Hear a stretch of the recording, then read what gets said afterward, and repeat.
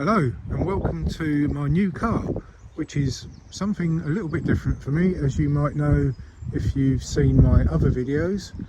This one is electric, my first EV, and I must say I'm very pleased with it. It is an Alpine A290 GTS.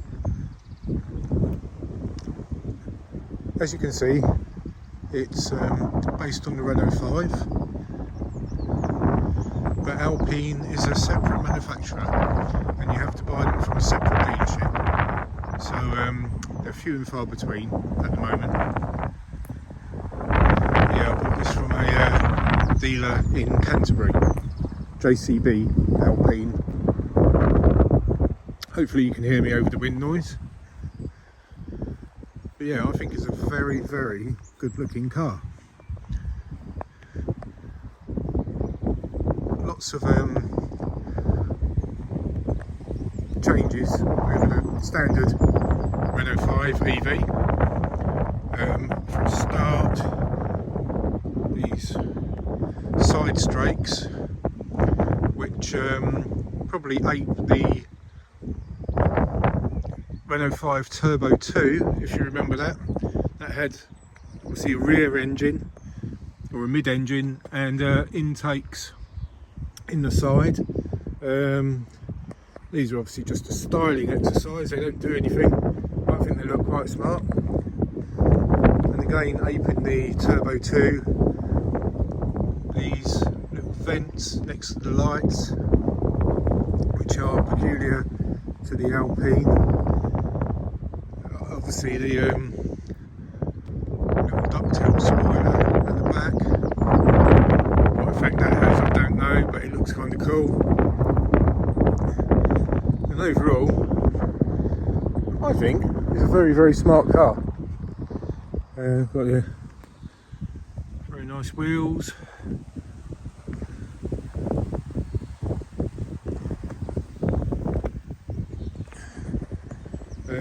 One feature is the Alpine badge is always facing forward, so it's reversed on this side.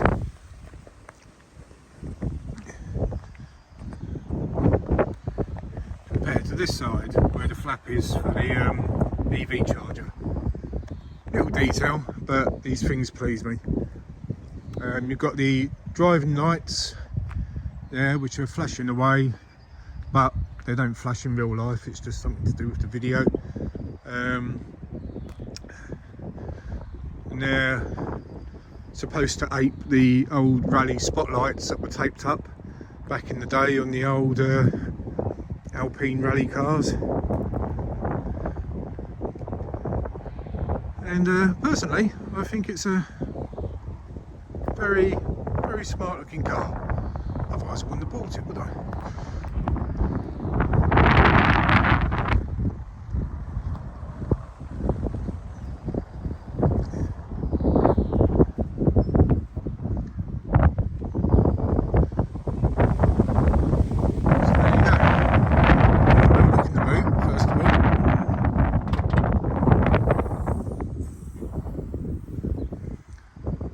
It's alright. Normal hatchback size, nothing special, but it does the job. In the rear, handle up here.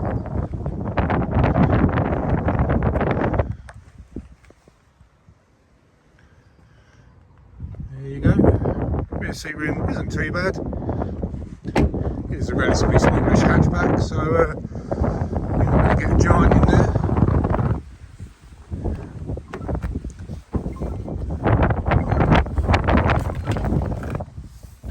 Right, the interior. Let's get out of that wind. Okay, well here's the interior. Napa leather seats, which are very nice. You've got the steering wheel here, I don't know if you can see that quite well. The various buttons.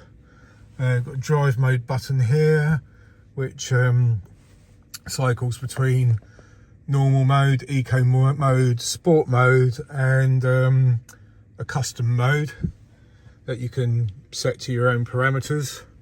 Got a recharge button here that adjusts the amount of regenerative braking that the car does. My favourite little button is this, the overtake button, which is purely a gimmick, but it just gives full throttle, and it's very, very fast. It's quite a rapid car. I'm very, very pleased with it. Very impressed. It does go very well, and the handling is something else. It's a very light car. I think it's about 1470 kilos, which is lightish anyway for a car, but it's very light for an EV. The centre of gravity is very low because all the battery is underneath, and it's front wheel drive with traction control and 220 horsepower, I think. But yeah, it's the handling. Alpine have really worked on the handling on this thing, and it's substantially different to the Renault 5 with a different subframe, different suspension. It's got active something or the other on the suspension. I don't know. I don't really rag it around, but the little sort of cheeky trip I have had on country lanes, it performs very well. And yeah, got the gearbox controls there, whereas the Renault 5 has it on a stalk on the steering column, which is a bit frustrating because that means there's too many stalks on the column. So this does away with the Renault 5 stalk and mounts them down here. But what it does mean is famously or infamously, you don't have any cup holders, which doesn't bother me because I'm not one for drinking coffee on the go.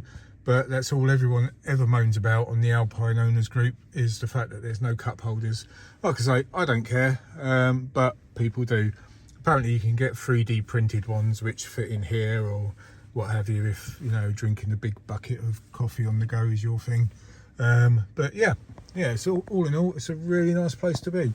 So lovely leather seats front and back, very funky headlining detail. Probably, I think that's the same as the Renault 5. I think the Renault 5 has got that as well. But yeah, all in all, it's a lovely car. Very pleased with it. And yeah, my first EV, which is a bit of a shocker. Like I say, the last thing I think about is the fact that it's an EV. It's just the fact that it's a very good, capable car. It's a little hot hatch, and it reminds me of my youth, long time ago, back in the late 80s, 90s, driving all sorts of hooligan cars. And this is a modern day hooligan car, which is fantastic. Love it. Hope you enjoyed the video. Bye bye.